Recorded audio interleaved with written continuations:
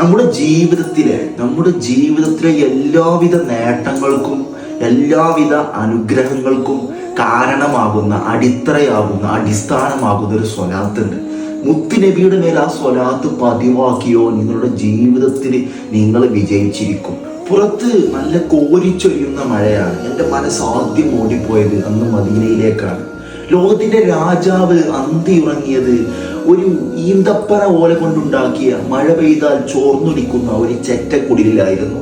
കഴിച്ച ഭക്ഷണം എന്നുള്ളത് ഉണങ്ങിയ റൊട്ടിയായിരുന്നു. ഉറങ്ങി എഴുന്നേൽക്കുമ്പോഴേക്കും താൻ കിടന്ന നിലത്തെ പാടുകൾ പ്രവാചകന്റെ ശരീരത്തിൽ രൂപപ്പെടുമായിരുന്നു. സഞ്ചരിച്ചത് കാൽനടക്കാരനായിരുന്നു. പക്ഷേ ആ പ്രവാചകൻ അവസാനമായി അസ്രായീൽ അലൈഹിസ്സലാത്തു വസ്സലാമിന് മുമ്പിൽ തൻ്റെ റൂഹ് പിടിക്കാൻ വന്ന മലക്കിന് മുമ്പിൽ വെച്ചിട്ട് പൊട്ടിക്കരഞ്ഞു. സ്വന്തം ഭാര്യയ്ക്ക് വേണ്ടിയായിരുന്നില്ല, സ്വന്തം മക്കൾക്ക് വേണ്ടിയായിരുന്നില്ല, സ്വന്തം ഉമ്മത്തിന്റെ പേര് ആവർത്തിച്ച് 3 തവണ പറഞ്ഞിട്ട് അസ്രായീലിനോട് ചോദിക്കുകയാണ്, പടച്ച റബ്ബേ, എൻ്റെ റൂഹ് ഇത്രയും വേദനയുണ്ടെങ്കിൽ എൻ്റെ സമുദായത്തിന്റെ, എൻ്റെ ഉമ്മത്തിന്റെ, എൻ്റെ അനുയായികളുടെ റൂഹ് പിടിക്കുമ്പോൾ അവർക്ക് എത്ര വേദനയുണ്ടാകും. അവരുടെ മരണവേദന നീ എളുപ്പമാക്കി കൊടുക്കണമേ. നിങ്ങളുടെ ജീവിതത്തിൽ എപ്പോഴെങ്കിലും ഏതെങ്കിലും സന്ദർഭങ്ങളിൽ എന്തെങ്കിലും പരിഭവങ്ങളോ ദുഃഖങ്ങളോ സങ്കടങ്ങളോ ഉണ്ടാകുമ്പോൾ നിങ്ങൾ ചിന്തിക്കേണ്ടത്, നിങ്ങൾ നോക്കേണ്ടത് അപ്പുറത്തവരുടെ വീട്ടിലുള്ള ഗാരേജിൽ അടുക്കി വെച്ച ആഡംബര കാറുകളിലേക്കല്ല, അല്ലെങ്കിൽ മണിമാളികകൾ പോലെ കുത്തിപ്പൊതിച്ച ബംഗ്ലാവുകളിലേക്കല്ല, അല്ലെങ്കിൽ അവർ കഴിക്കുന്ന ആഡംബര 5 സ്റ്റാർ ഭക്ഷണങ്ങളിലേക്കല്ല.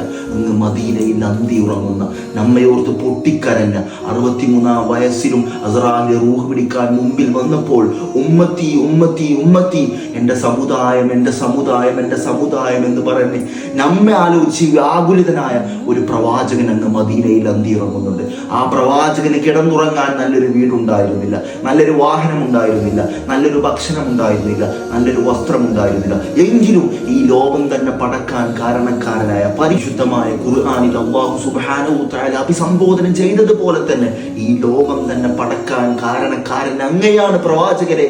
ആ മുത്തുനബിയുടെ മേലിൽ സ്വലാത്ത് ചൊല്ലിയോ നിങ്ങൾ വിജയിക്കും. റബീഉൽ അവ്വൽ വെടിക്കപ്പുറത്താണ്. പ്രവാചകൻ സല്ലല്ലാഹു അലൈഹി വസല്ലം തങ്ങളുടെ ജന്മം കൊണ്ട് അനുഗ്രഹീതമായ പരിശുദ്ധമായ റബീഉൽ അവ്വൽ മാസം നമ്മുടെ തൊട്ടരികിലാണ്.